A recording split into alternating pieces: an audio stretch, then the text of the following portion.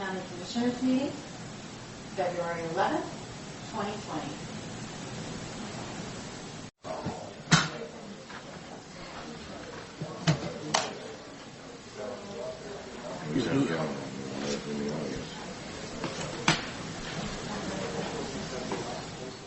Good morning. It is 9 a.m. We're here for our regular board meeting for Tuesday, February 11th, and we have all three commissioners on board, and Keith, our administrator, and our clerk, and we do have an audience this morning. So if you would join me at the Pledge of Allegiance, please.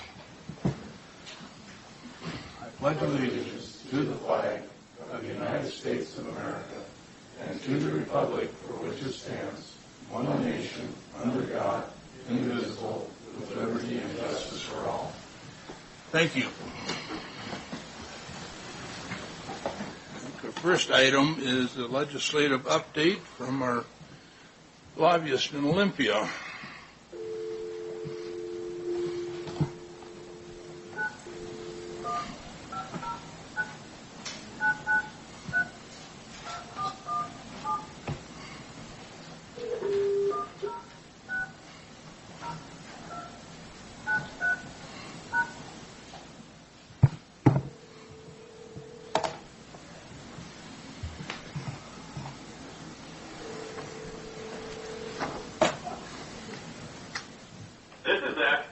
Hey, Zach, it's Keith Johnson of Franklin County with the Board of Commissioners here.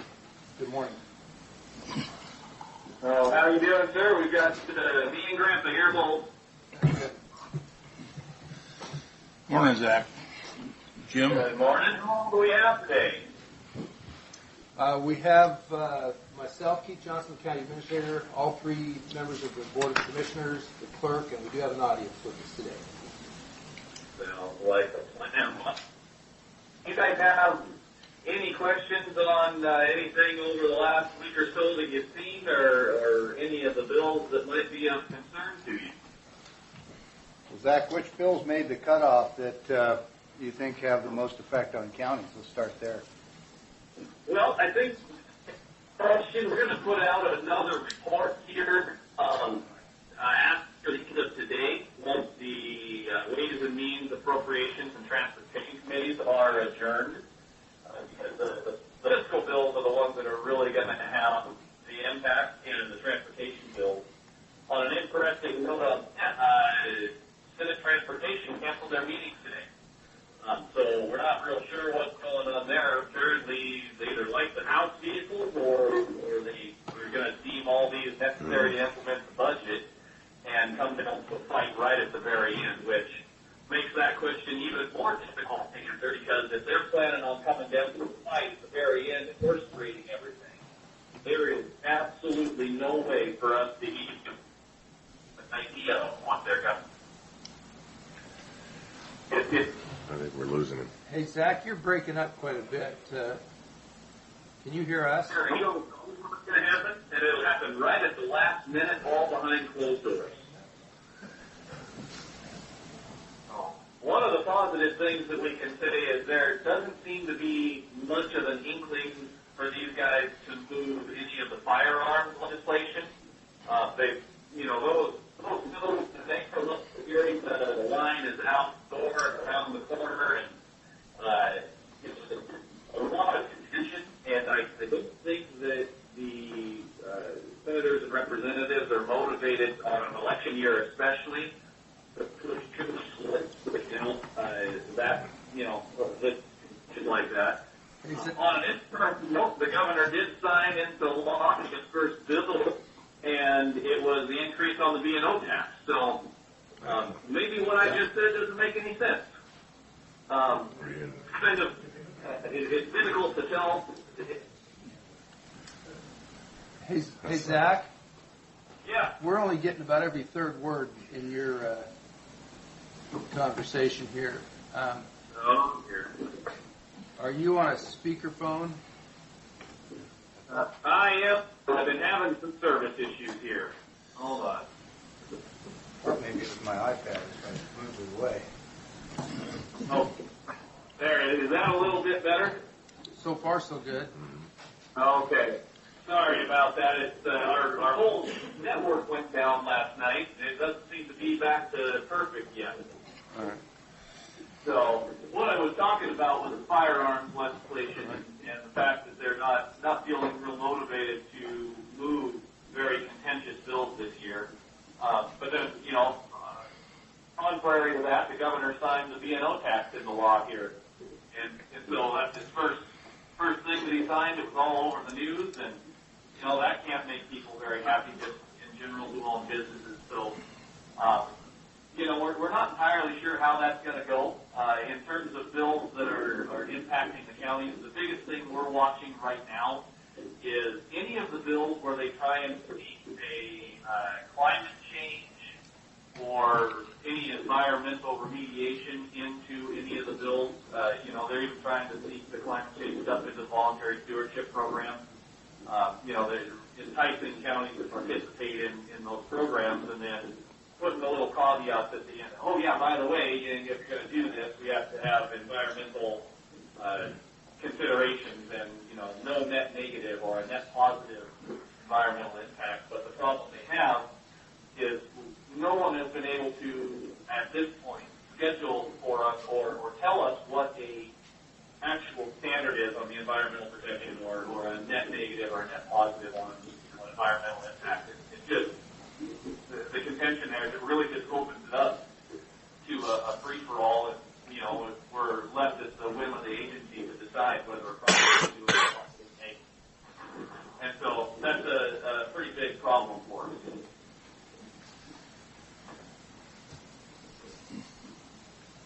So what we're doing right now is we're in kind of a holding pattern here until the end of today. The committee chairs are making interesting decisions on what bills they want to hear, and we're not entirely clear on why they're hearing what they're hearing. But as we watch, we know any of the bills that get out of the fiscal committees still have to get off the floor, and so if we find some issues with them, we get a chance to hear both sides of the story, opposition and the pro side, and then we can help make some comments that hopefully we can hang on the floor, or if there's something that we really need to change, we can change in the House. So at the end of the day, we will have a lot better feel for exactly what we're doing fiscally, and we're actually going to publish another report here probably tomorrow that's going to kind of follow up on what happened in the fiscal committees and where the actual legislators are thinking they want to dedicate their time here for the rest of the session.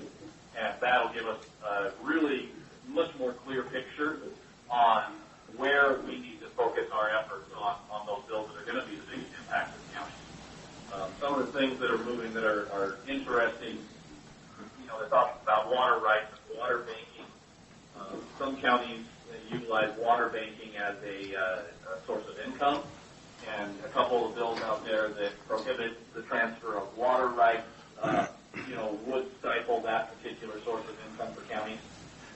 But that bill still isn't fully cooked. There's still, there's a lot of contention on it, and we got to figure out exactly what that's going to look like for everybody. So we should have a little bit more information on that towards the end of this week as well. So a pretty short report this week.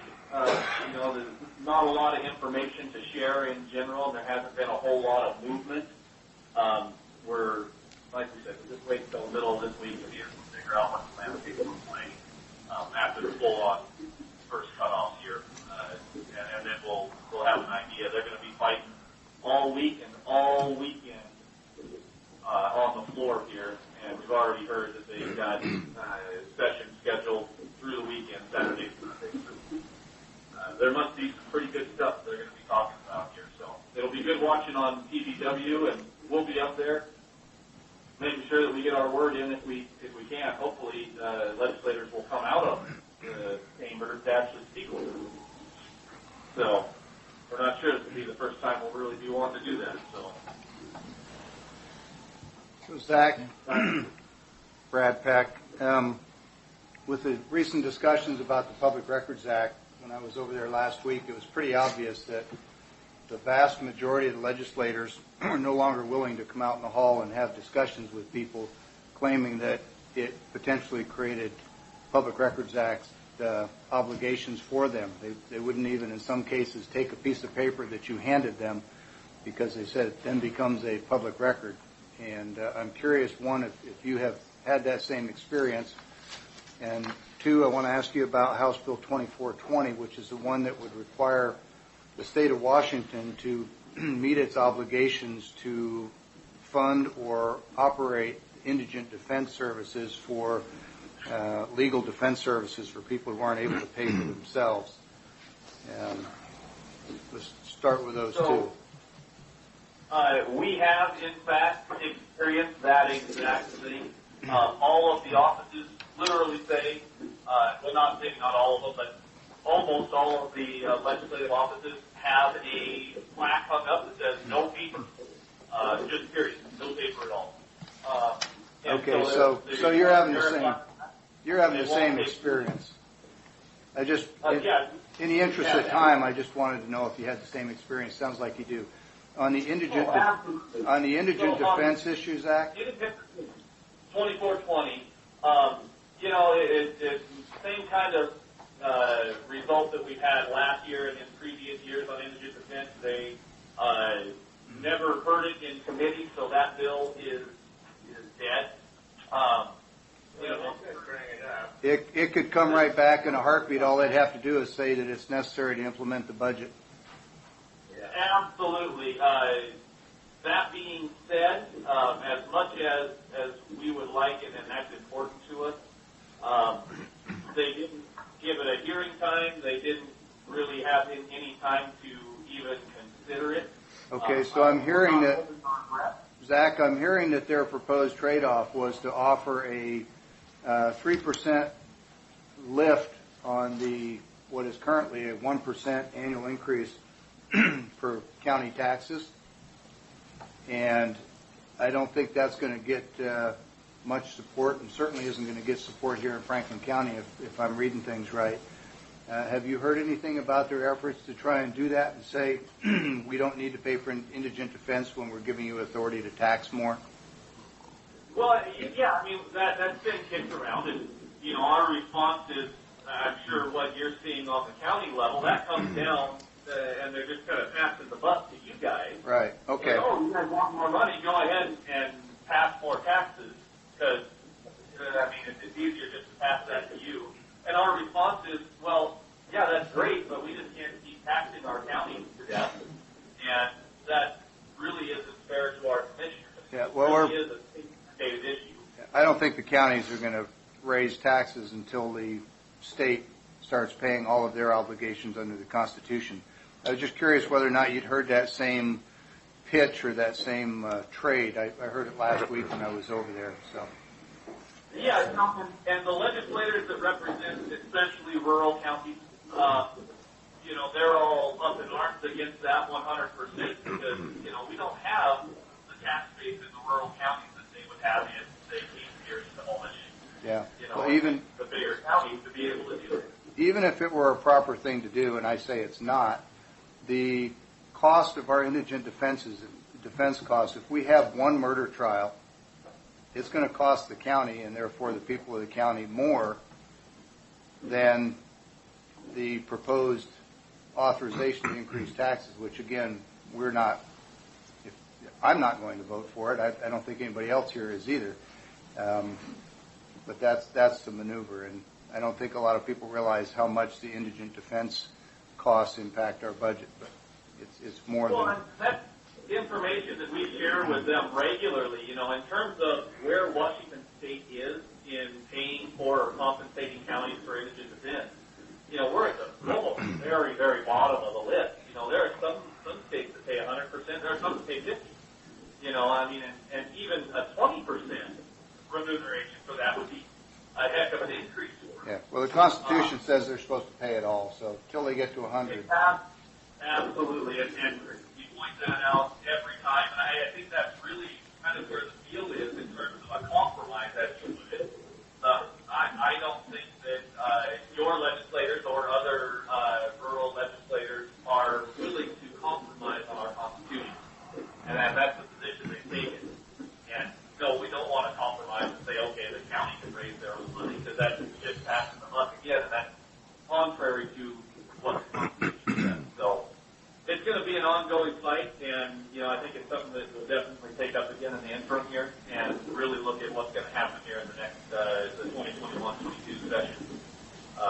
the election this fall could really have a big impact on that. If the Republicans can get to the ground, then it'll make a big difference. Hey, Zach, Clint Didier here. House Bill 2829, the Climate Emergency Bill. This is where the governor can set individual energy usage. Where is that at? 2829 currently is loading real quick. I want to make sure I give you an accurate report here. And then a lot of my constituents are very interested in the 32-hour work week, because there's some farmers out here that said if that goes through, then they're pretty much done. The 2829 right now did get a hearing, but it is dead. It didn't make it out of committee. Good. What about the 32-hour work week? I don't know the bill number on that one. Well, I think that's more of a discussion for this year and probably won't go anywhere, Clint. Well, that's good news for my constituents. But they may bring it back next year. You know, that's what they do. They get them out there and kind of feel around, and then if they got some support, they'll bring it back the following year and try to pass it. So the bill is Senate Bill 6516, and once it's presented in 1 year, the state runs on a biennial, so it automatically comes back next year. No, that is, it would come back this year. After this year, all of the bills die. Right, so that's what I'm saying. It's a 2-year cycle. It was proposed last year. It automatically came back this year. I guess I misspoke. Next year it can be reintroduced. Yes, next year it would have to be reintroduced to be considered again. Are we getting anywhere on Senate Bill 6509, the salmon hatchery port of Bellingham? Is there any, I guess there's been a lot of legislators go up to Alaska, was impressed with their hatchery, and I think that would do a lot to recover the salmon in the Puget Sound. Is there any momentum on that? Right now, it didn't make it out of the Natural Resources Committee, and I think that what they're really looking at with that one is it's a lot of money, and I think that as we look into this year, they're just trying to figure out how to operate the state. So the salmon recovery is now taking the back burner on that one. But they still want to breach our dams. All right, so tell me about the B&O tax. How much did it go up? And tell me everything that got signed into law here, please. Last year, it was about $1 billion overall that they raised it, and this year they added another 200,000+ to it. So I don't know percentage-wise what that is amounts to, but in the process of doing that, they did eliminate it going up on the lawyers. They're exempt for some reason. The lawyers are exempt, or it's going up on them? They're exempt. No, they're exempt. Oh. I understand. Oh, how convenient. Yeah, it's very convenient. Thank you, that's all I got. Okay. Zach? Well, if you guys don't have anything else, we need to move on to our next one here. Zach, I do have another question. It's on House Bill 2230, which is the one that would change the taxation rules and status for tribal-owned lands in our counties. As you probably know, Franklin County recently had a large land sale. The Confederated Tribes of the Colville were the purchasers, and it would potentially change taxation on those lands, either direct taxation or payment in lieu of taxes. Phil, have you heard whether or not that bill is still alive, still moving? It's House Bill 2230. That bill is in rules, so it did pass. It's on second review, so they haven't pulled it yet to the floor, but it is in rules. And there's been a lot of, tribes have really been working on that one. I don't know if it's going to pass the Senate in its original form, but we will have to see. One of the key elements of that bill, if I remember, was that the benefits to the tribal interests were for lands acquired before 2014, I believe it was, and that This would remove that 2014 date, so even lands purchased as recently as yesterday would be able to have the same benefits as ones previously negotiated and acquired before 14. Would you kind of keep an eye on that for us? Because without respect to whether or not we care to have the tribes owning and operating businesses in our county, personally, I don't have a problem with it, but I want them to pay their fair share of impacts just like all of our other citizens. And this bill would impact whether or not they have to pay. My last reading of it was that their payment in lieu of taxes, instead of taxes that they would normally pay if you or and I owned it, that those payment in lieu of taxes were optional on the part of the tribe, and that was the problem for me. Yeah, that is the issue. Yeah, we just call it optional. Okay. Well, if you just keep an eye on it. Absolutely, we will definitely do that. We hear about it quite a bit. Yeah, Washington State Association of Counties took a formal position in opposition to the bill, just for people listening. Absolutely. Okay, well, send us anything you see or hear, so we'll up on it all the time, and we'll keep working on these issues. Thank you. Thanks, guys. Thanks, All gentlemen. right, well, thank you, gentlemen. Have a good day.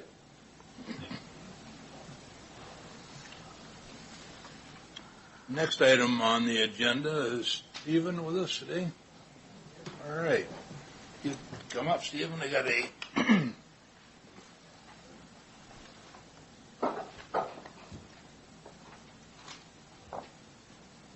proclamation here for you on behalf of Franklin County. I would like to express our gratitude for your faithful service as an Engineering Tech 3 since February 3rd of 1992. Your contributions to the county and your years of service have been invaluable.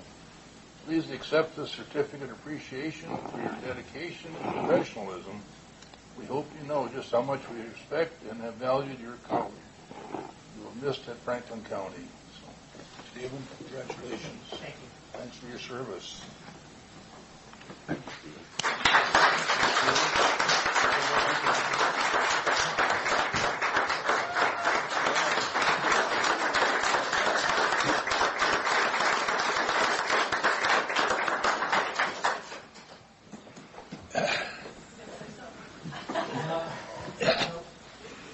Well, 28 years, it's gone by pretty quick.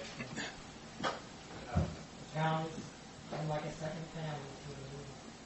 I'm definitely going to miss you all. Thank you. Well, enjoy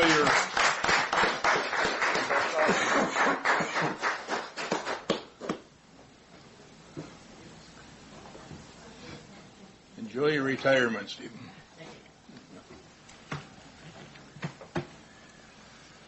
All right. Excuse me. With that, we will move on to a public hearing for a budget fund balance in 114 crime victim budget.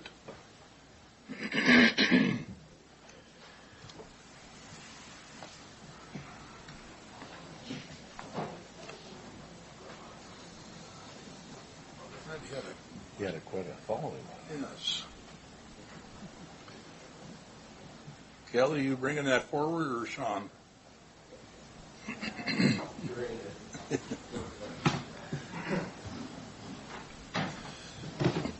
We brought forward an ordinance.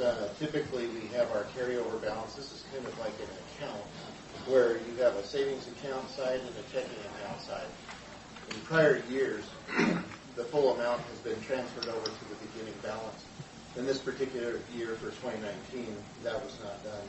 So what happens is that towards the end of the year, with bills and everything coming in and transfers, the timing, it would show us a little short. So we're not asking the board for any additional funds. This is not additional county spending. No. This is just putting that money that's set aside in this dedicated account for crime victim services to move it over to the 2019 side as a carryover. And we're going to make sure we'll double check that the 2020, that amount is fully over there, so we don't need to worry about doing a transfer later in the year.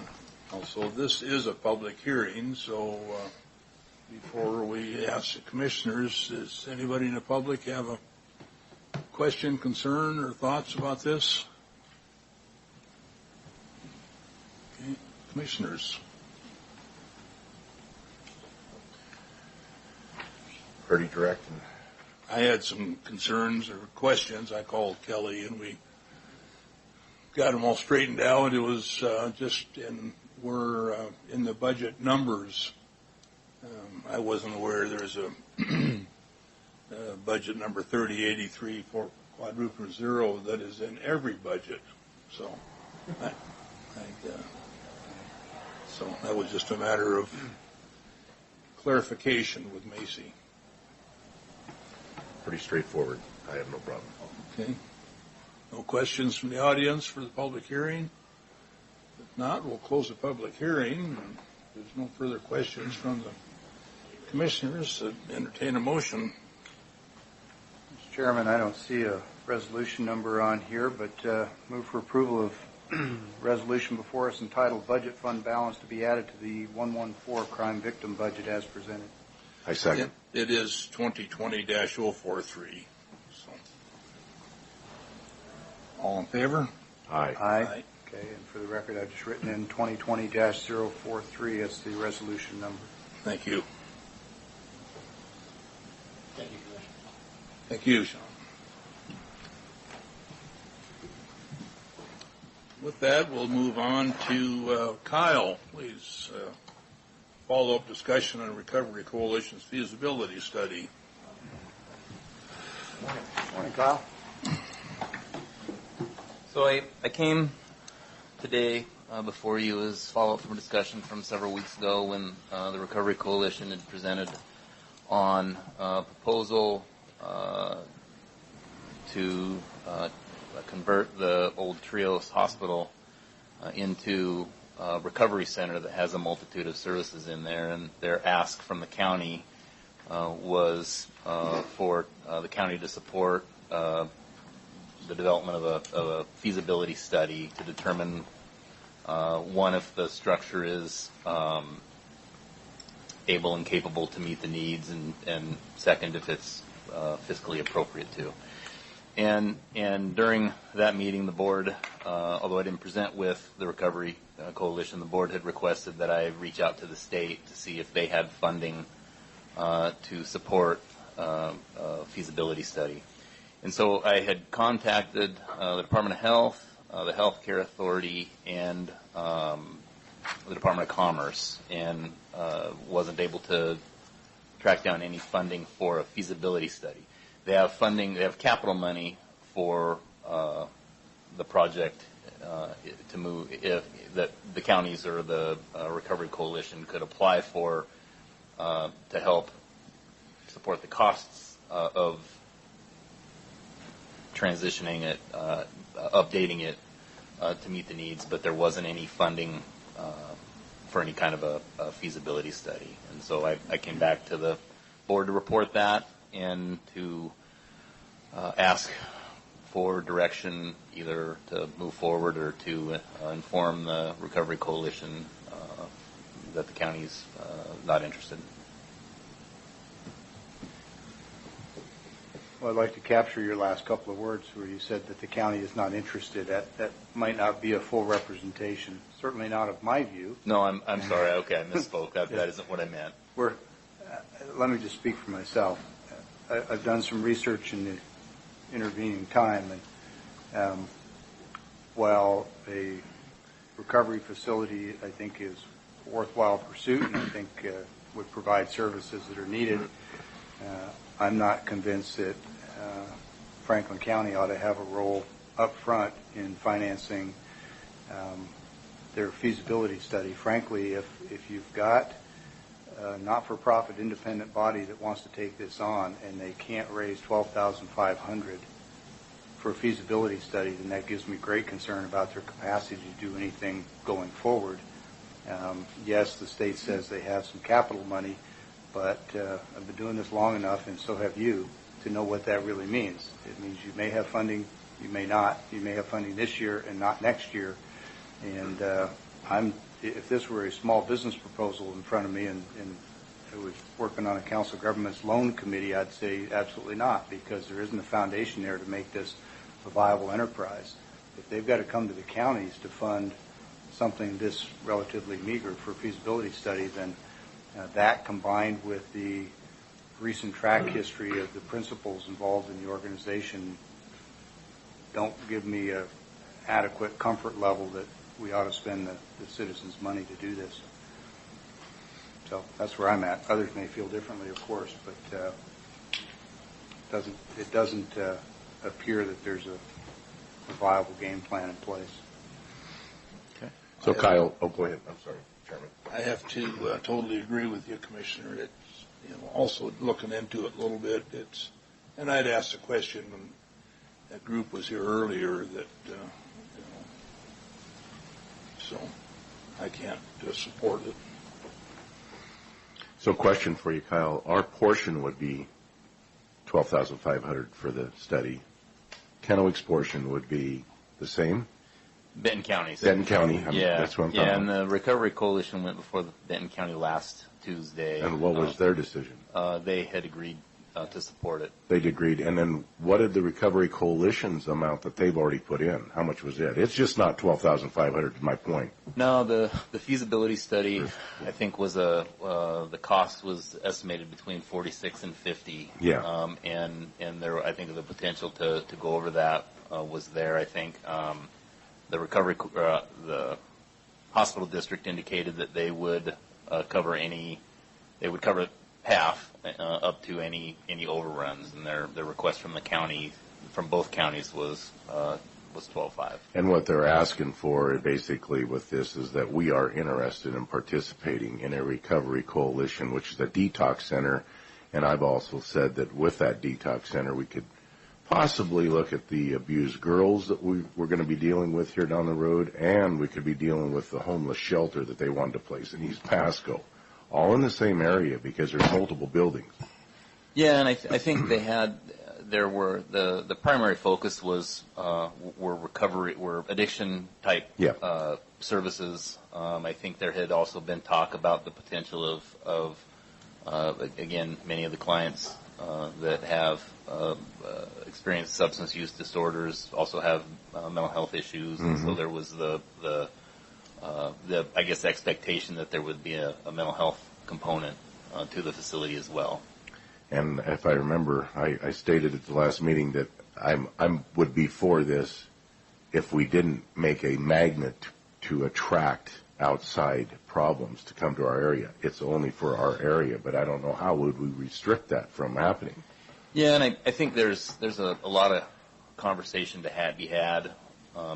If they move forward, I think those are things that would be worked out. I think realistically, if the facility were to accept Medicaid payment for the services, which I think they would have to be able to fund it, I think they would accept clients probably from outside of Benton and Franklin counties. I think accepting clients there and then having them remain here once they've received the services and discharged are two different things, and I don't think there would be anybody that would be in support of that. If someone came from Spokane County, the expectation is that person would receive treatment and go back to Spokane County. Well, in defense of this, I think if anybody watched the State of the Union address, you've seen the gentleman that was hooked on drugs and is now a construction worker, and he's turned his life around. Sure. It's not going to happen on its own. We have to have a facility and the availability for this to transpire. Right.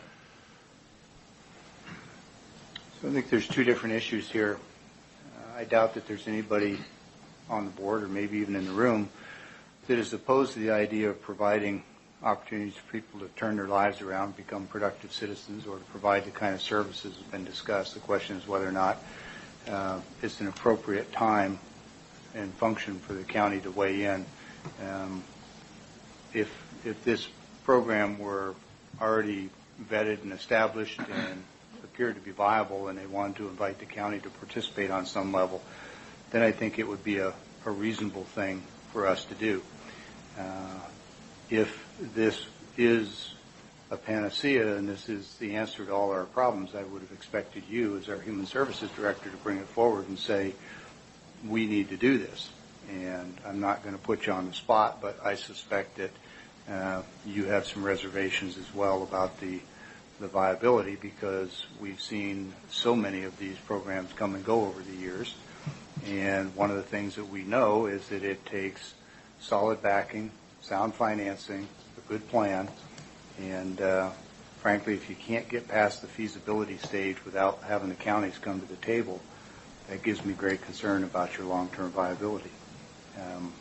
There are plenty of folks in the community who have shown historically that they're willing to support these kinds of efforts, and I think if they can build a coalition in the community to get the funding to do their feasibility study, and it pans out, then that's the appropriate time to come to the counties. But it doesn't take much research to look at the history of the leadership of this effort and ties to the hospital district and the bankruptcy and the salaries that members on the board are being paid to make you wonder if this really is the viable path. Trying to be reasonably discreet and tactful there, but it's not just the idea. In fact, the idea is very attractive. It's the pieces surrounding it that are not attractive to me.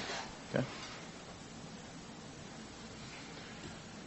So I guess I got to ask you, Kyle, are you in favor of this or not?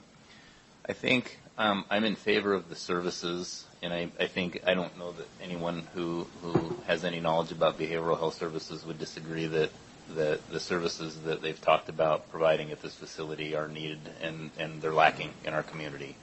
I have absolutely no idea whether or not that facility, the Trios Hospital, is appropriate or not. My thinking is the feasibility study would tell us that, but it may say no. I don't know that, and I don't have the breadth of knowledge with regard to some of the concerns with regard to the hospital district to really be able to comment on that. I wouldn't feel comfortable commenting on that, but we need the services here. I do know that. Yeah. So if there was... Once a feasibility study is done and it comes back positive, what's going to pay for the rest of the infrastructure and upkeep and O&M? That's remodel. That's a good question. I think they'll be back here to the counties. There's a possibility of that. Yeah, I don't know. I haven't had that conversation with them. Yeah. Okay. That's.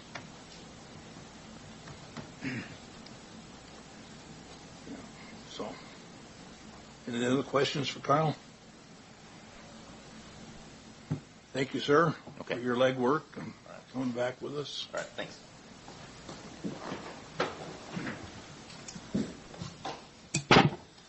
Keith, you're pleased with the redistrict plan?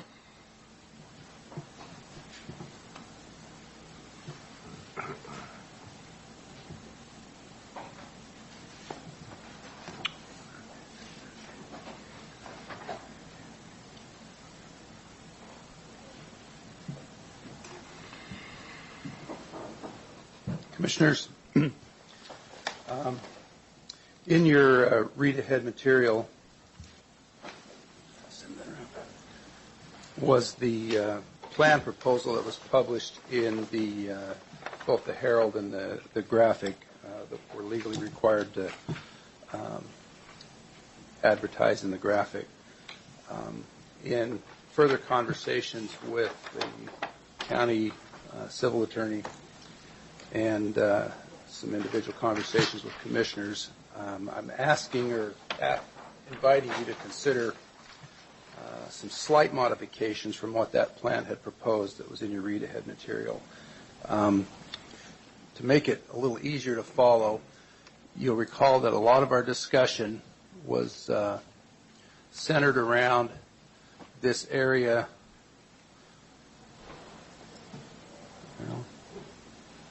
I thought my little clicker would work here. Oh, there we go. Turn it on.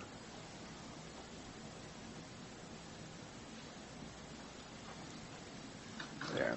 This area that's just east of 20th Avenue, that's fairly concentrated with population, and trying to put that or contain that all within the same commissioner district.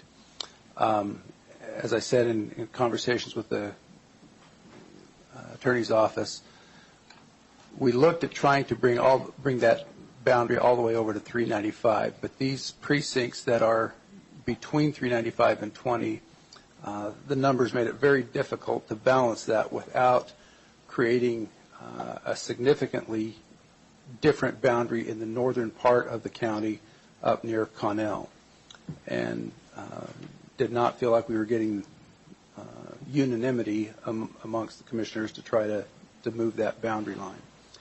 So the proposal continues with making 20th Avenue the boundary between District 1 on the west and District 2 on the east, and then working around the precincts that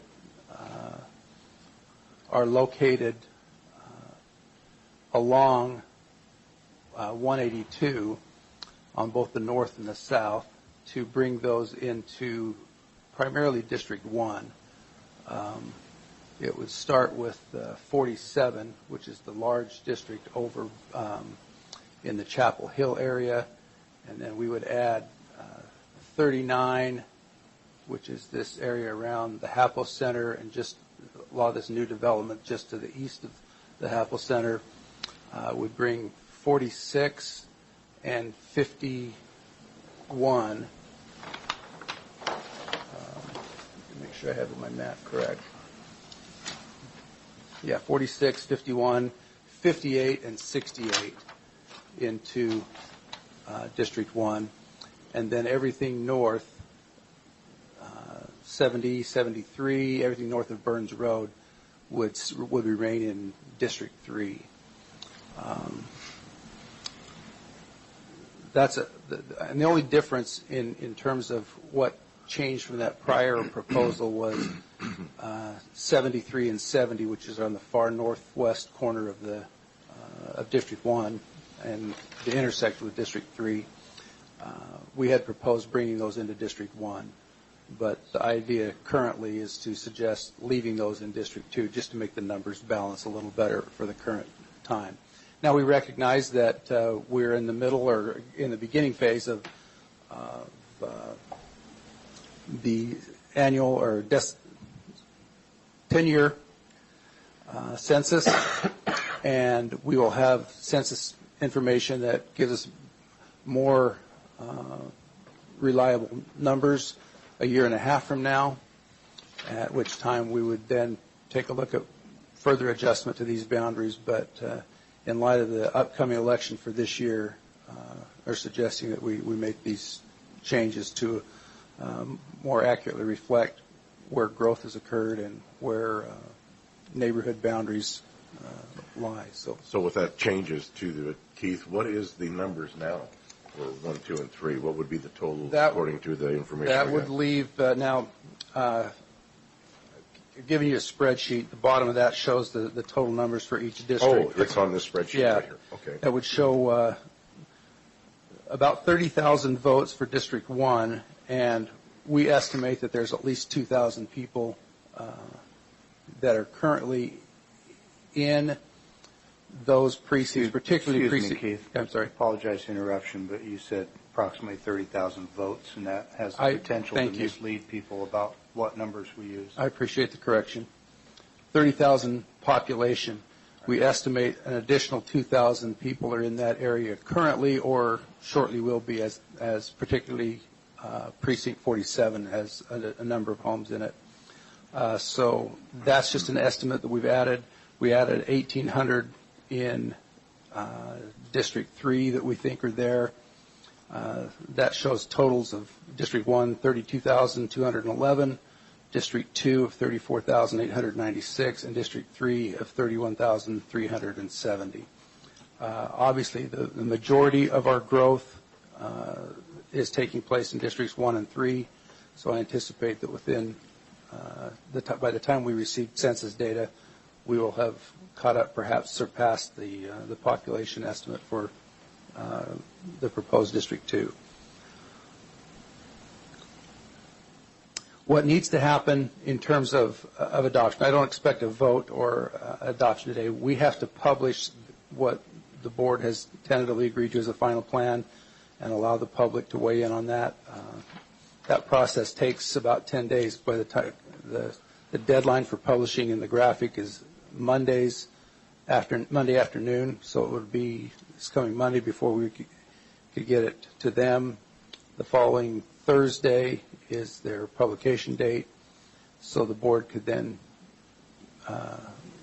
meet to vote on a final plan the following Tuesday. If that tracks with you, be the 25th. Yeah.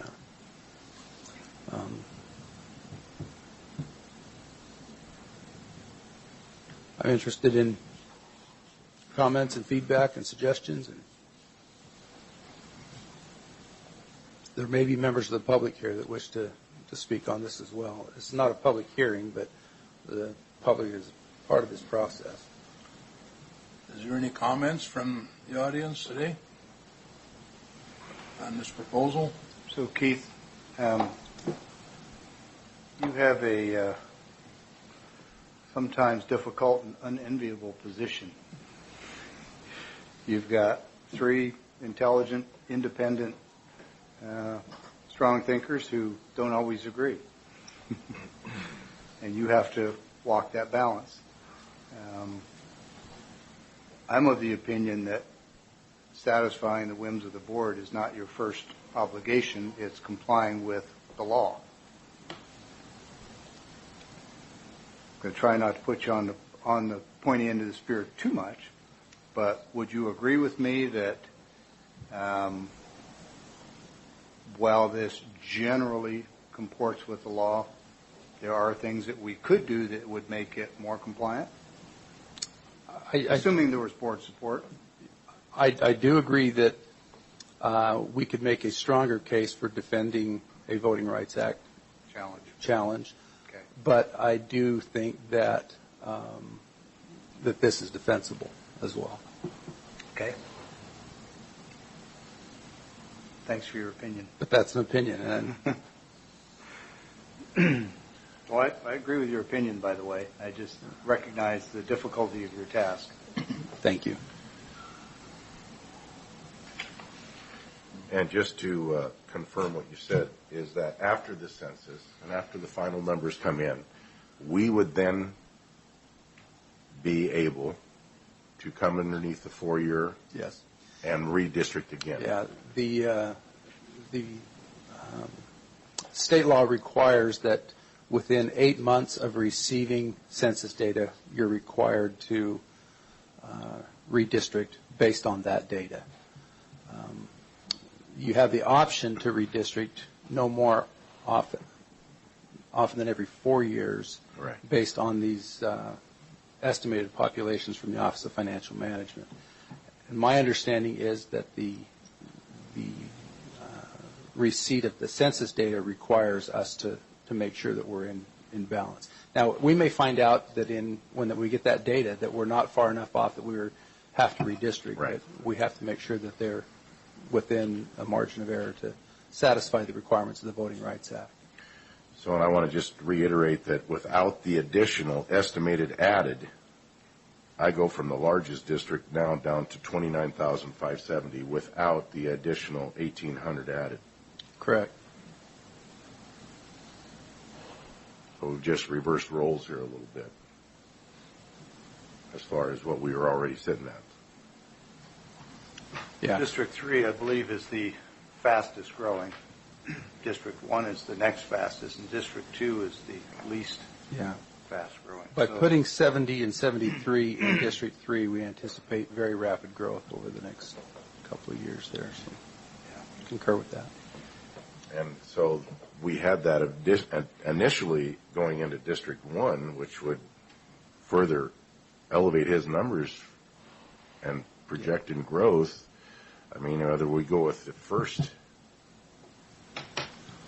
proposition here or we go with this one, it's basically the same thing, but we keep more clear defined boundaries as far as the river being one of them and 82 being the other. we'd only have, I believe, 2 of the precincts going beyond. Now we have 3 going beyond 82, which I don't have a problem with. It leaves northern Franklin County alone, so that people, if they choose to run up there, and I've heard some rumors, and there's some upset people that were told that it could possibly all be one district. They were not happy about it. I don't think we've considered anything this year where the North County would be one district. That goes back to, I think, 2014 when that discussion happened. You proposed it last week, Commissioner. I'll let people listen to the recording. I referenced it. I didn't propose it. Keith, in addition to the laws with respect to the fact that the board may redistrict, but not more often than every 4 years, there's also one that says that the districts shall be as equally divided as possible. And we're far from that mark now. And that's what's really driving the redistricting now, is to try and lead turn, as they say, some of the growth that's happening in what I believe our county is. If it's not the fastest growing in the state, it's close to it. So the problem is already grossly out of balance and out of compliance with the law that says shall.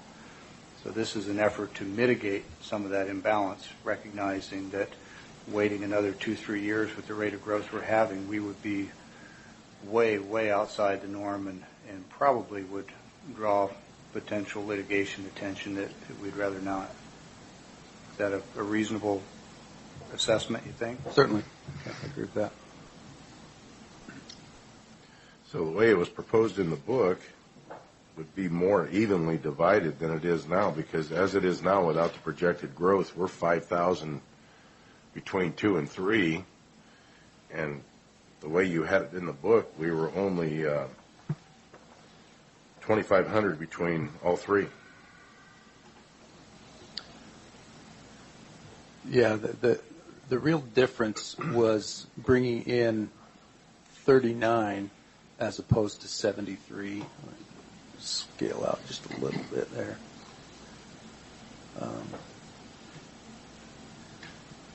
In that we believe that this area of Pasco has more in common with this area of Pasco and these areas than perhaps this region up in here. That there's still some fairly significant agricultural activity up there, and when we're trying to keep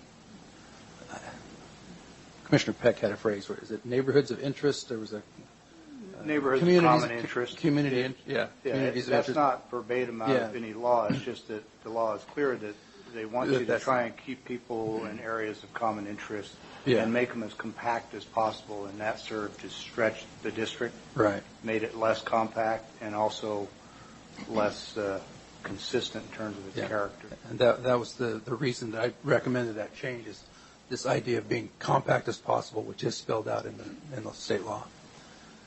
The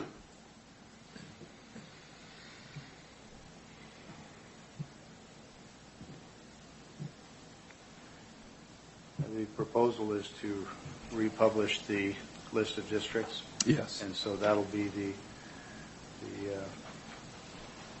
official set of numbers that we would look at probably 2 weeks from now for potential final adoption. Yes. I think he said it's a 10-day advertisement. Yeah, we would. That would take us past next week's meeting. Yeah. Would that make it the night meeting then? Yes, Perfect. it would. Yeah, that'd be good. Absolutely. All right. Okay. Thank you. Thank you. Mr. Chairman, we initially had asked if anybody in the audience wanted to comment, and I counted myself as part of the audience and commented, but there may still be people who want to weigh in. I don't know. Yes.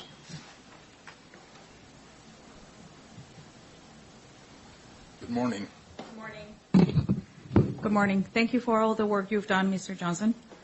Is it possible, I know there's Can we go back to the map? Oh, certainly. Thank you.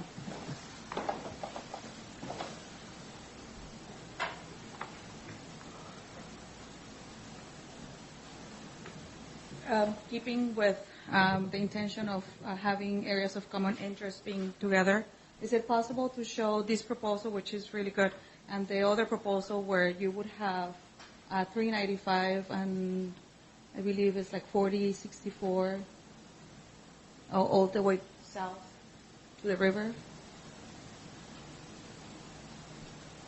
Oh, so 395 if you can go.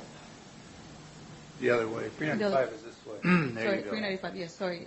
15, 17, 16, all that area. Yeah. So from 20th all the way to 395, that would be, I know you've mentioned that you've looked at that, and it was, the numbers were probably not as feasible as I guess. Right. If we were to include all of those into District 2, which encompasses currently all this area further east and goes all the way north into or beyond Connell, all the way over to Mesa and past Mesa, it would require it would make District 2 so large that there wouldn't be enough votes or population left between 1 and 3. Okay. And so until those areas get further built out, and we recognize that's where all the growth is occurring, is 1 and 3. Until those areas get further built out, we're just not quite there yet in order to bring that boundary further east to 395. That would probably happen at our next redistricting, to bring either some or all of that over to 395, depending on. Chances are when the census comes back, this picture That would could give you change numbers. considerably. Yeah. If we were to make that change right now, it would make District 2 so large in terms of population that we can't divide 1 and 3 without coming way over into the east side of Franklin County on District 2. District 2 would be over 40,000. Yeah, and, or you're bringing District 2 almost over to Colotis and further south. Okay. I was just curious to see that. And I'm happy to visit with you to go over in detail map. Yeah. I realize this map is a little awkward. We don't have software that can do different proposals at once, but I'm happy to show you exactly what. I will appreciate that. Okay. Thank you. Further comments on the redistrict? Thanks, Keith, for all your work, and Jen. So, with that, we will move on to a boundary line adjustment. Derek?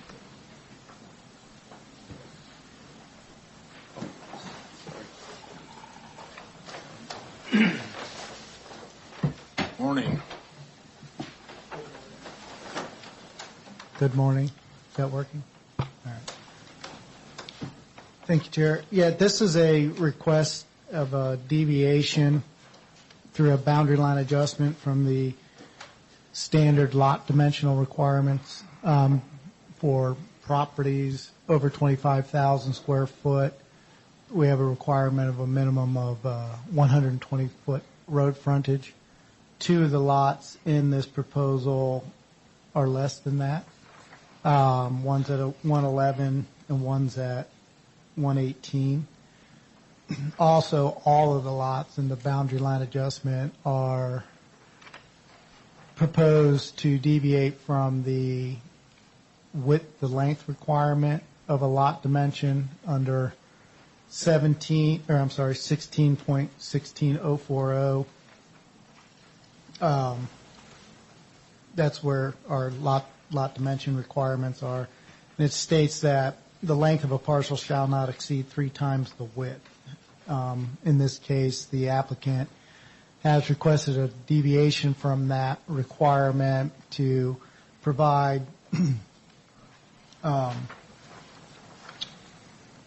his rationale for the change is to amend the boundaries to create better views, reduce frontage road maintenance costs, better minimize potential impacts to residents from surrounding farming activities, and to reduce utility installation costs. These are all pre-existing lots. It was done through a 5-acre segregation. In that, from what I can tell, it was actually 22 original lots. These are pre-GMA segs? Correct. Yep. And so they've been there for, trying to remember, it escapes me when it was actually segregated, but they've just been sitting there. Now the applicant, the owner, is desiring to do this modification because it will improve the scenario. He's also modifying the road access, but the access will be through private roads or private easements, depending on the specific property you're referring to. So, happy to answer any questions. So Derek, is the proposal contain the same number of lots as were established under the pre-GMA segs? If I recall correctly, actually he loses one, but it does not exceed the number. Yeah. And the law is, excuse me, I don't recall off the top of my head, does it require that the reconfigured lot arrangement contain no more than or exactly the same number as previous? No more than. No more than. You always have a right to reduce your number of lots. You just can't make more. Okay, right. And the total acreage has to be the same, and it is. Correct. Okay. And so we routinely approve what we call flag lots because their frontage is inadequate, and we do that to facilitate the maximal use of the applicant's land, right? Correct. And so they'll have a long, skinny driveway essentially between two parcels, and then in the back it'll open up into what looks like a flag essentially. Yeah, especially in the Riverview and West Pasco area, the donut holes, because that's almost exclusively infill. That's the only way you're going to get it quite often is to maximize the density is to get those flags. We do that to facilitate the applicant's maximal use and enjoyment of their property. Correct. Okay. In this case, would you say that it would be for the same purpose to maximize the landowner's use and enjoyment of their property? Yes. I realize that in the infill areas there's some additional benefit to the county, but ultimately we do it for the property Correct. owner. Yeah. As you remember, this board is pretty strong on private property rights. Yep. Okay. When staff looks at that, you know, it's pretty far out there relative to density or urban areas.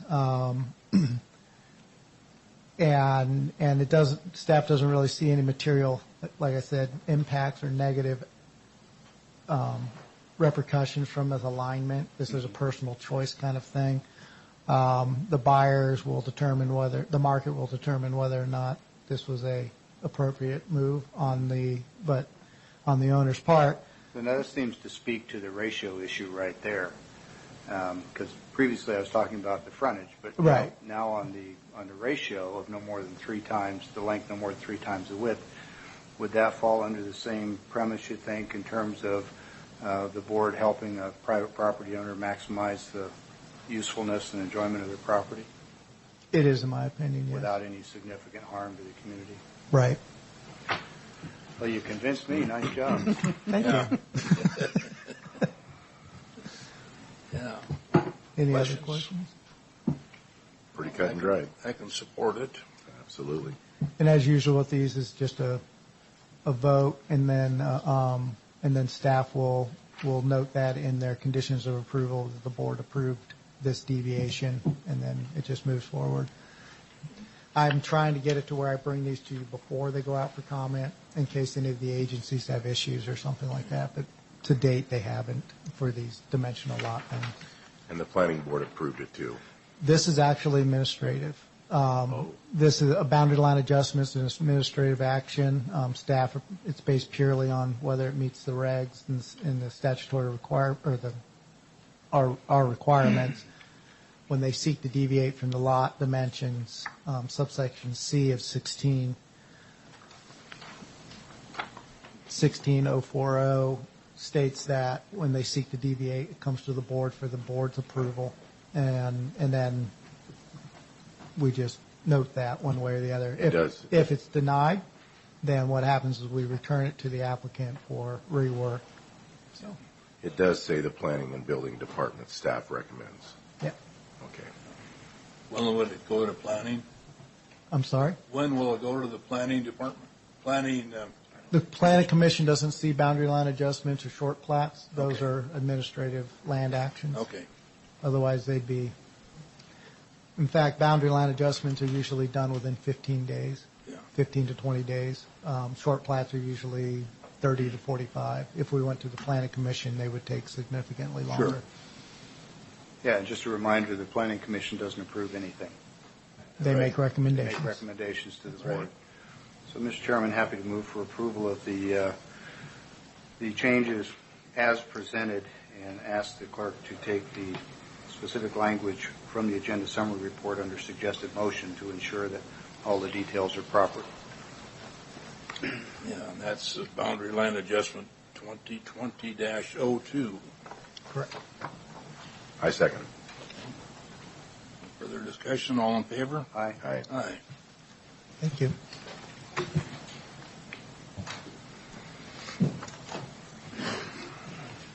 With that, we are at our first of two items on the agenda for public comment. Jim, morning. Good morning.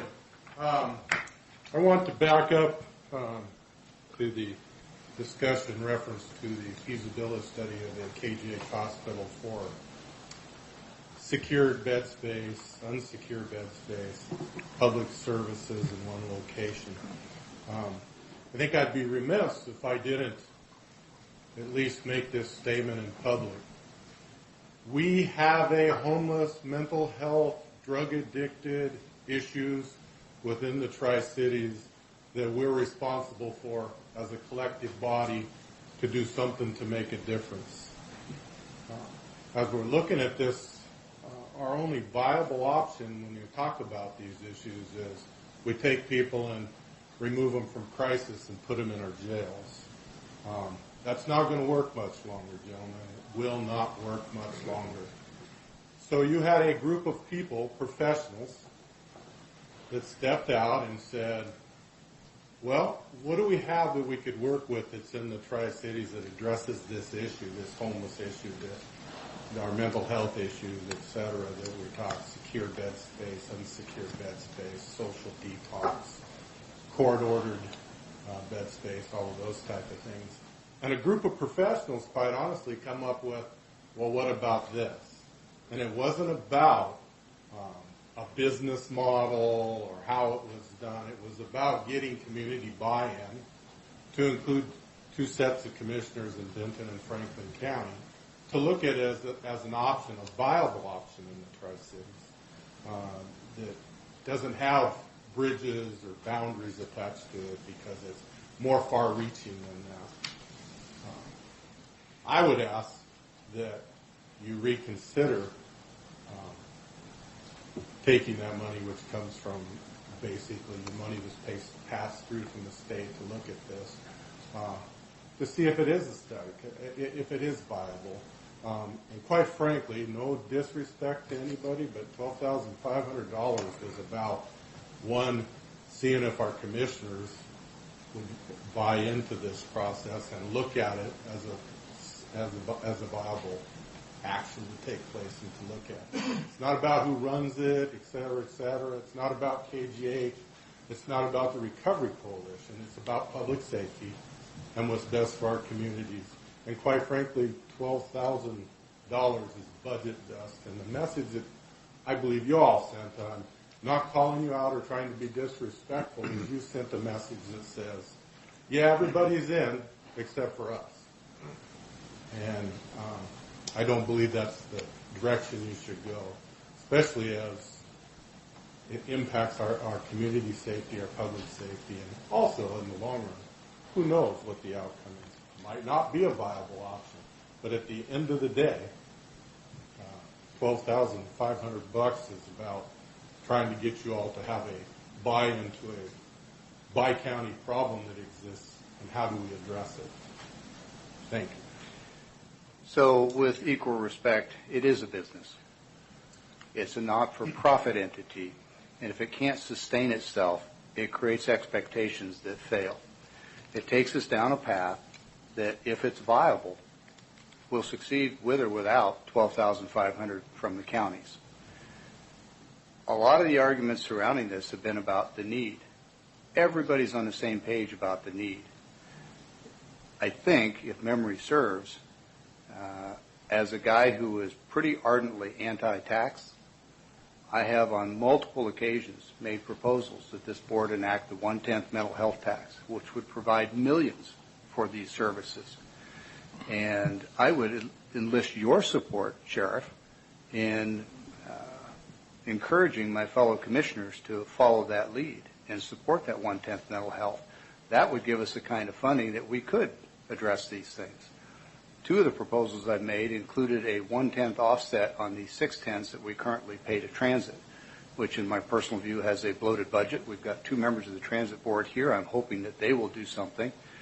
But we ought to run a ballot measure that asks the transit members if they would be willing to roll that tax from the 0.06 to 0.05 with the proviso that the county would enact the 1/10 mental health.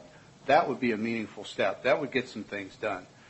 There is still plenty of opportunity for Franklin County to come alongside and support the proposal that's been put forward. But when you are looking at a business proposal, and while it may not be a for-profit enterprise, the mechanics are very much the same. The reality is you look at the C's, right? The collateral, the character, all the things that go into it. And I would love to see this proposal move forward and be successful. If $12,500 from Franklin County is the go, no-go, it breaks it, then it's not a viable model. Well, it doesn't break it. As I stated before, that is just about trying to get buy-in from 3 commissioners.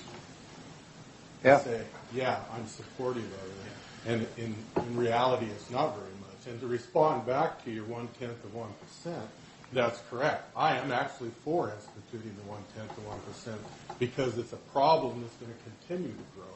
I think we're paying more than that now, aren't we? We are. And it doesn't matter because it's not attached to real estate tax or anything else that addresses some of this commissioner's issues. That if I come to town and I'm from Spokane and I buy a pop and a hamburger, then that 1/10 of 1% is actually going into the local kitty in order to address this problem. But it's important for people to understand that the city of Pasco believes that this is a viable option. You have professionals in the community that believe it's a viable option. People have come to you and addressed you and said, we believe this might be a viable option. Can we look? And when you go, yeah, we should look at that because we lack bed space. All those issues that we lack as a community, as Tri-Cities as a community where you're trying to address a public health issue, to me it doesn't seem like a bunch of money. If I had the 12.5, I'd give it. But that's not the message I think that they were trying to put to you, was that they wanted buy-in from you. And I'm just concerned that even though we all have personal reasons why we should or shouldn't, is that we send a message to the people in our community that it's not an important issue. And it is an important issue, and we have to find some sort of result. And I'd prefer to have my local commissioners on both sides of the river solving the problem versus the state of Washington solving the problem. Because if we don't, eventually, I think you're all aware, the state's going to come in and tell us all how it's going to be. And I'd rather fix it here for my community, for my public safety, than let people over in Olympia decide how it's going to be. And I'll get on the campaign trail any time with you with the 1/10 of 1% for mental health tax. Great. I believe it's very important, and I think the community also needs to know that you don't have to have any vote on it. You all 3 can institute it tomorrow. That's right. If you choose. It's what's called a council manic. That's right. Which is very sexist. And I think the time's come. That we have to look at it for community safety purposes and for the people that need the service. Yeah. It doesn't reach out and impact most of us, but it's real and it exists and it's growing. And we have to figure out how to manage it. Thank you. So, Sheriff Keith, I know we got a lot of accounts Is there an account out there we have funds in that we could reach into and pay this $12,500 on a good gesture? Because it obligates us to no other part of it other than that we're going to get a feasibility study done to see if it would work. Correct? Do we have? There's certainly funds we could use to pay for it. I'm not sure if that was intended to be the question. It's a policy question of whether you want to use taxpayer funds to fund this study in this particular model. But there's mental health funds available to if here's a compromise. We could invite folks to come in from the organization, give us their history on the record, tell us about their funding and their goals, and let us evaluate the viability. Because clearly it's not about $12,500. I agree with you. It's budget dust. But each of us does varying degrees of research outside of here. I've done my own due diligence. I asked myself, if this were a business venture, would I put $12,500 into it knowing what I know? No, I don't think I would. Would I wait and see how it develops and see if it is viable and if there is a reasonable plan? Because I'll tell you, the feasibility study is going to look at a plan, but if I'm going to invest in something, I kind of want to hear that from the proponents. So I would invite them, if they want us to reconsider, have the principals of the organization come in and give us a presentation. That could very well be persuasive. It isn't about the money. No, it's not. Yeah. It's about what do your constituents in Connell area, what is it that they want? Yeah. And yours. If it was my proposal, I'd have been here presenting it. I know that. Well, they were here a couple of weeks ago. Yeah. But it's also important for the audience, everybody know, it wasn't the Recovery Coalition sitting there. It was Board of Trustee members on behalf of the coalition from KGH. And how they went up, how whatever happened to them business-wise, to me is not the point. The point is that there is an entire medical campus pretty much 90% vacant. It appears that it might help all of us in some form or fashion to address some of our issues. Yeah. And what does that look like if we did? And then once you solve that piece of the equation, then you go to the next equation and the next equation. It is just simply about how is it that we can reach, quite frankly, people on the street that are in crisis without sending them to jail. Is there other alternatives that are out there? And I'm with you, Mr. Beckett. I believe if you could get both sides of Benton and Franklin County to institute the 1/10 to 1%, we'd actually be swimming in pennies. You'd be looking at $5 or $6 million a year off of 1/10. But respectfully, it takes 3 people to do that, sitting in front of us. That's right. And it takes 3 people in Benton County, Commissioner, to do the same thing that actually solves the problem. Well, I made that proposal in a combined meeting of the 2 counties, and the first time it was a 4-2 vote. The second time it was a 5-1 vote. Right. So I'm losing ground, so I appreciate your offer of support because I think it's important. I'll just note that oftentimes propositions sound really good until you get really into the weeds and the detail. You're talking to a guy who, as you know, has restored and remodeled some pretty beat-up structures and repurposed them. It is horrifically expensive. And oftentimes it's more cost-effective to build something new. And I'm not saying that's the case here, and I understand that's part of the purpose of a feasibility study. I get the notion of an opportunity for us to express buy-in, and we've all agreed that the 12.5 is really inconsequential.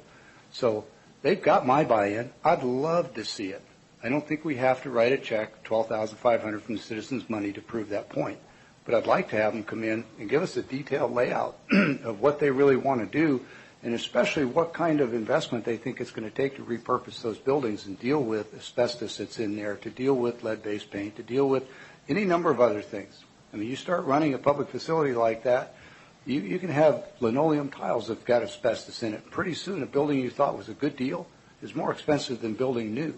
So I want to see that kind of attention to detail, not what I've seen over the years, which is extremely well-intentioned, high-level, broad-based thinking to say, wouldn't this be a great thing to do? And then you go running off down the path and you get a whole bunch of people to sign up, and then you find out that, yeah, okay, we're in a pickle. You can do that building extra hospitals too. Excuse me, but isn't that what a feasibility study does? Is show the viability of the building and if it would work and the hazards that are in there? I believe that's what we're looking at trying to do, is to see if it would work. Well, that's a pretty big assumption because we don't know if the feasibility study is going to look at the remodel, renovation, repurposing costs of that building, or whether it's going to look at the business model, or whether it's going to look at the financing, whether it comes locally or from the state, whether or not it complies with a whole host of issues. And I know from experience, as do many other people, that you can get yourself in really deep if there's 10 factors and you only look at 5. So I'd love to have them come in and tell us, yeah, the feasibility study is going to address all these things. I don't think we've seen that. That would make a difference.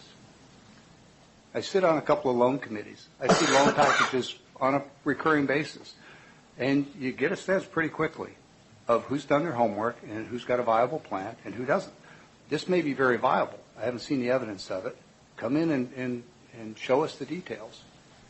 And I agree with you, bottom line, services are badly needed. They are.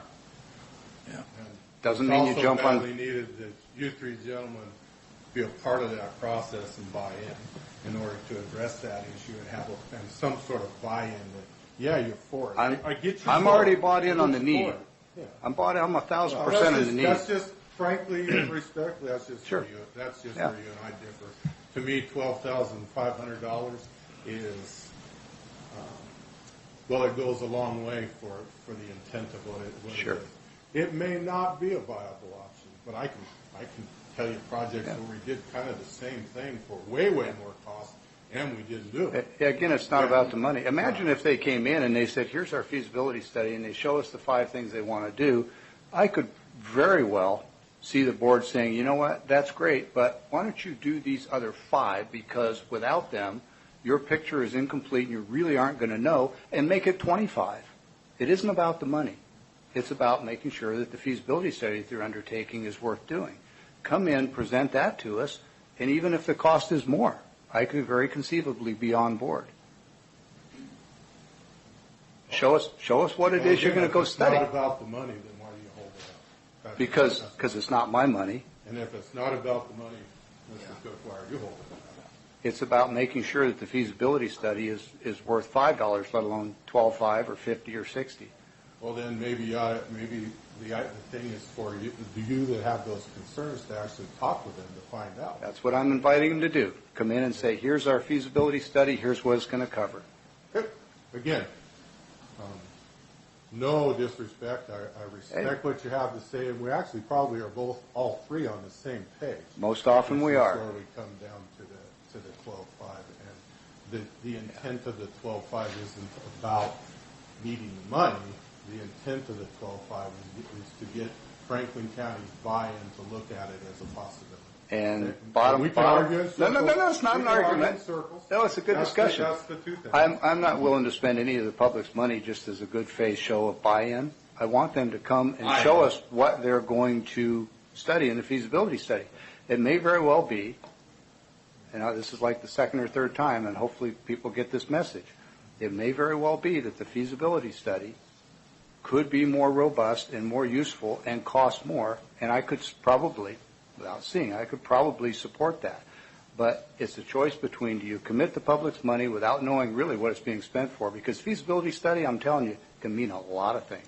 Come show us what's in the feasibility study. Let us ask questions and make suggestions about what ought to be in there. And if it ends up costing more, okay. Because, again, we agree it's not about the money. It's about if we're going to do it, let's do it right. And don't ask me to buy into something that hasn't been detailed out for us. Again, we're on the same page. It's process. Yeah. And again, I think the 12.5, as the sheriff of Franklin County in the best interest of public safety, is a good investment. So, respect your opinion, Sheriff. That's where we differ. Okay. Yeah. And it's not a private business. It's a public safety issue. It's how do you address those issues? And if you have a way to do that, why would you not look at it? That's where I'm from. And I don't think anybody thinks it's about the 12,000. I just happen to know from talking about this issue from the very, very beginning, it never was about the $25,000. It was about getting the two commission boards to buy in and say, yeah, let's take a look at this in the best interest of the community. That's what it was about. Yeah, and we can still take a look at it. All right. Okay. Thanks, Jim. Still in the public comment period. Anybody like to address the board? Morning. Buenos días. My name's Rolando Rodriguez. I'm from District 1, resident District 1, and I own a business in District 2. So I'm in favor of Mr. Pecca saying that we do need to get a feasibility study, look at all the issues, because as a business person, I lose a lot more than $12,000 a year with the homeless issue in the downtown area. A lot of the merchants downtown lose a lot more than $12,000 a year. We're sick up to here. We're up to here with the homeless issue. So we need to address it. If we can move it to Kennewick, more power to it. But let's find out what's there. And let's put a good quality program. We do need to address homeless issue. We do have people that are on drugs because of mental health issues. They may have a hard time. They need to get back into the workforce. And some we have to recognize will never be able to become vocationally retrained because of their chemical dependency or possible issues that they have through disability because of their dependency, not only to alcohol, but to many other things. But we need to address them. But more important, we need to take a pro-business attitude and begin to address those people outside of the downtown area of Pasco so we can bring in more businesses. So as a resident of District 1 and a business owner in District 2, we need to address this. Let's look at this feasibility study. I appreciate the fact that you say we're willing to pay more money if we have the right areas we're looking at, Right. because that's just like a business loan. No one's going to lend me money unless I can prove I can pay it back. No one. That's just the way it is. We do have some, unfortunately, bad business plans. That's why we have the problems we've had at Trios for many years. And we need to not go back into that, but we do need to address the homeless issue here in Pasco so we can begin bringing in businesses. That's what we need downtown area. Thank you. If you have any questions, we'll be more happy to answer them. I'll just make Thank the comment. We need to do it. We just need to do it right. Further comments? Okay, we'll move on to paying the bills. Commissioner, do we have some this morning? We have two items this morning. The first is fund expenditures. Move for approval as presented in the total amount of $244,672.31. Note that this has been reviewed by the county administrator and two members of the auditor's office. I second. All in favor? Aye. Aye. Next, we have salary clearing payroll and emergency management payroll. Move for approval as presented. Total amount $1,005,760.08. Note that this too has been reviewed by two members of the auditor's office. I second. All in favor? Aye. Aye. Aye. That leads us to our consent agenda. We have 5 items on the consent agenda this morning. Move for approval of the consent agenda as presented. 5 items. I second with discussion on item 1. Okay, discussion? Mr. Mahoney? So I was going over this, Matt, and I was looking at it. First question is, in the 2016-2017 winter, we had a problem with the maintenance roof requiring nearly $120,000. Is that not insured? Don't we have insurance on that building? With those specific things, we did submit those to the risk pool, and declined. Some of those things were responsible. We have deductibles and all of that. So what I listed there is the deductibles is really what the overall cost was with all of the different repairs we had to do, not just the roof itself, but there was other damage that occurred around the building. So was that the $120,000 rounded in repairs and That's correct. Okay. And then also the shop also experienced a break-in of $23,510 and additional security measures of $15,000. that added up as 153, but the total unanticipated cost to the motor vehicle fund was $658,000. What was the rest of it? I think it's one paragraph above, I have a conversation that deals with some of the catastrophic failures that we had. Really since I took over the position, the board appointed me as the Public Works Director of about $500,000.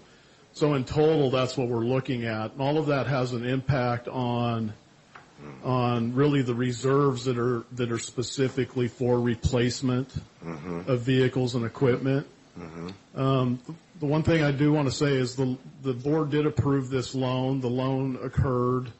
Really what we're talking about now and the ability to pay it back at a later date, 2021, is really a budgetary issue, meaning that we don't want to overexpend our budget on any given year, so the ability to spread it out certainly will help, especially being the board have already approved the 2020 budget.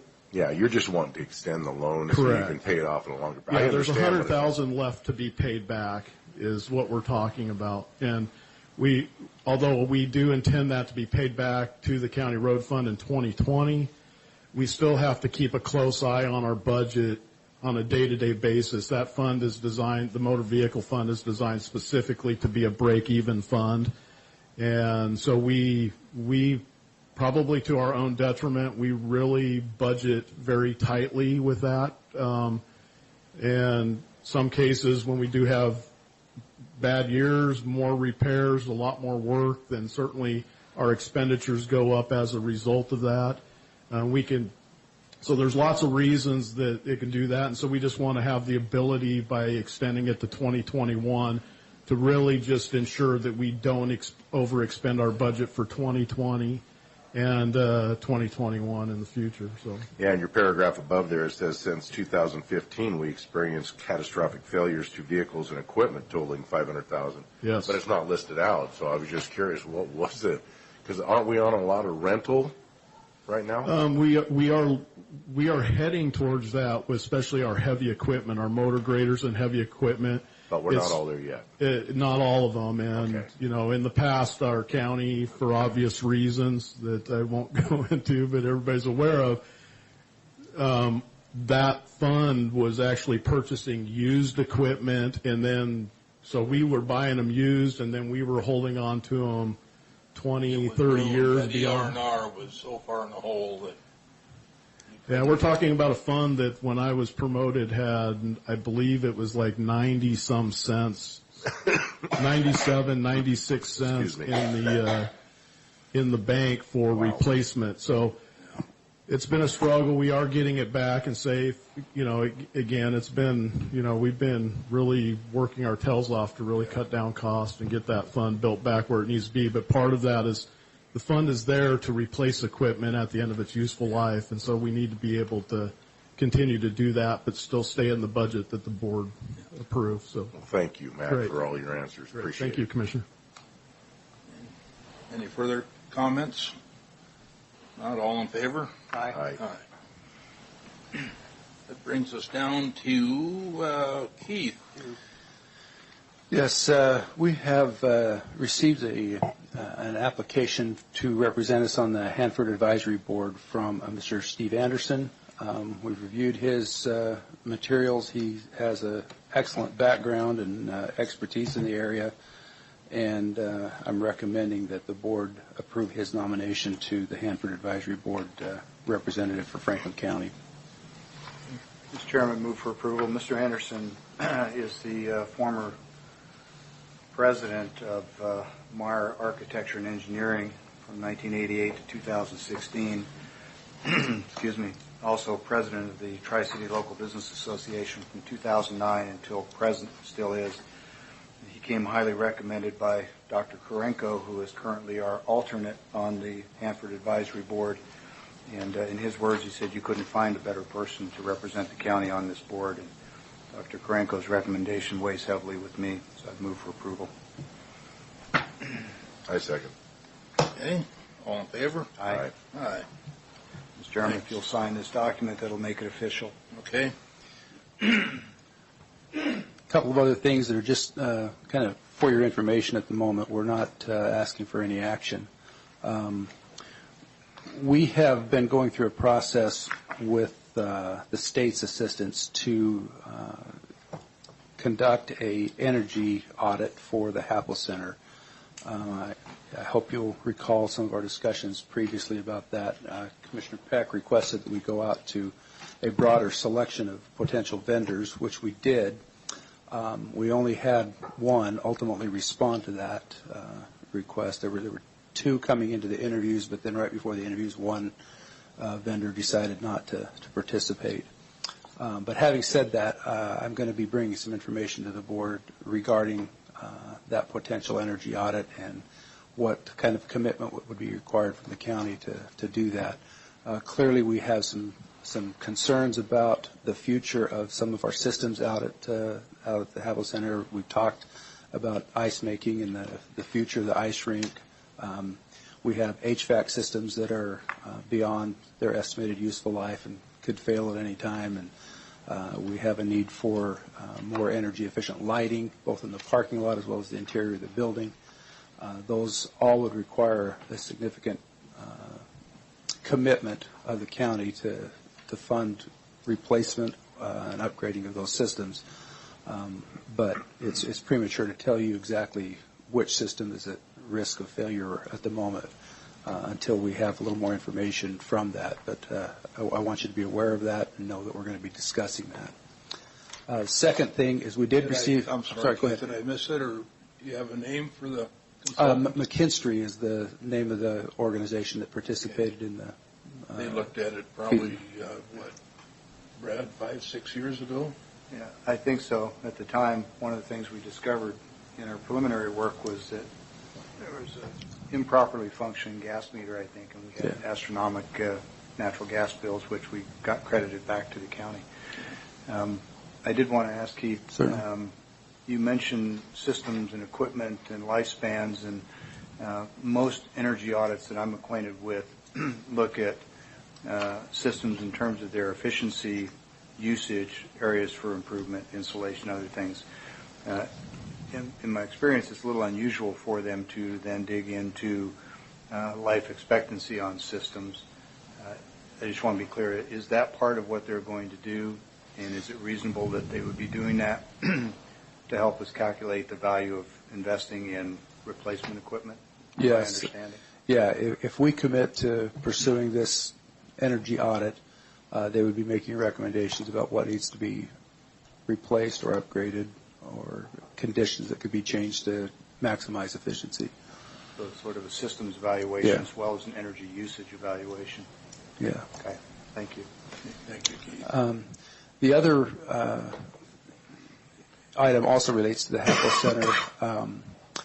We've received a proposal from the Happel Credit Union in terms of installing a drive-up ATM in the parking lot area. We've had some discussion about that in the past. Their most recent proposal would locate a drive-up ATM in the northwest corner of the parking lot. That's the parking lot corner that's closest to Road 68 and Burden Boulevard, up in that corner. And they would not take out any existing parking structure or have to restripe painting or take out any curbing to do that. They would just put it in that corner. So I've got some pictures that what that would look like on my PC in my office. I'm happy to show those to you. Again, not asking for action at this point, but just be aware of that we'll bring that back before the board for action or to approve that makes more sense than the first proposal we saw. Yeah, this is not nearly as elaborate or intrusive as what had been proposed in the past. Yeah. And just to note, the previous proposal actually violated development codes by having the exit way too close to a stop sign and an entry-exit point to the parking lot. I think the northwest corner or somewhere along that northern boundary makes a lot of sense. I'm glad to see they're pursuing that. Yeah. I believe that's all I had today, Commissioner. Okay. Again, this is our second opportunity for public comment on the agenda. Further comments? Further comments? Seeing none, we have a need for exec today. I do not. It's always good news.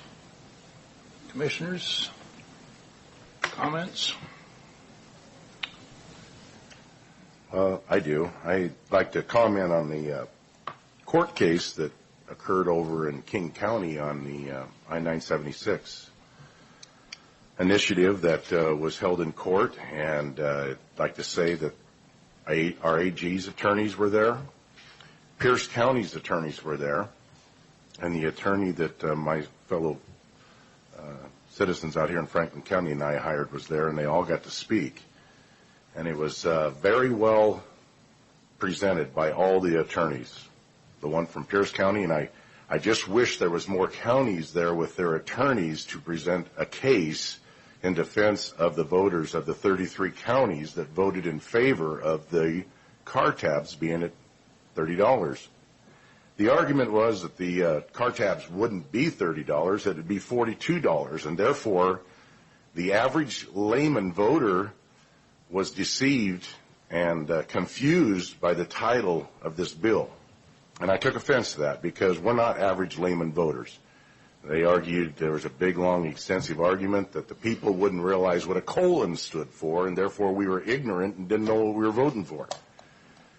And I took much offense to that. And I just wish that we would have had our PA over there, as Pierce County did, and more counties would have had their PAs there defending the people.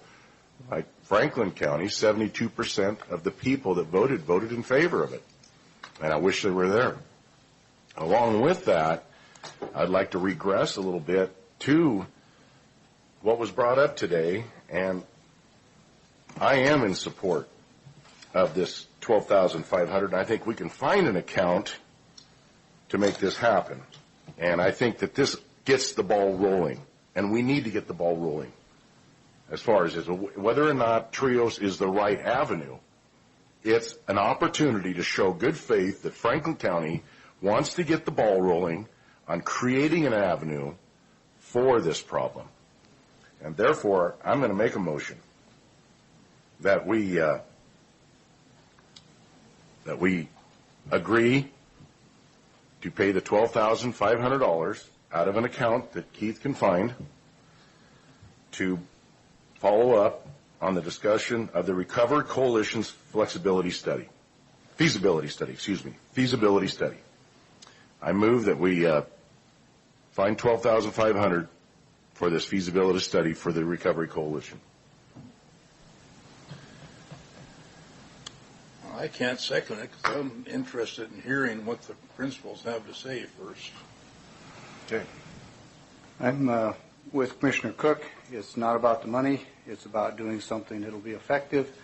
And I would be more than happy to entertain another discussion with some of the principals so that we can hear firsthand what the specifics of the feasibility study will cover for the purposes of either saying, no, it doesn't work, or yes, it does work, or more likely, in my opinion, if you will expand this feasibility study to cover these other essential areas, even if the cost is more, would likely support. I just don't think we have a full picture, and I'm not interested in doing it halfway. Okay. Anything further? If not, anything else for the good of the board, we are adjourned. Thank you all for attending.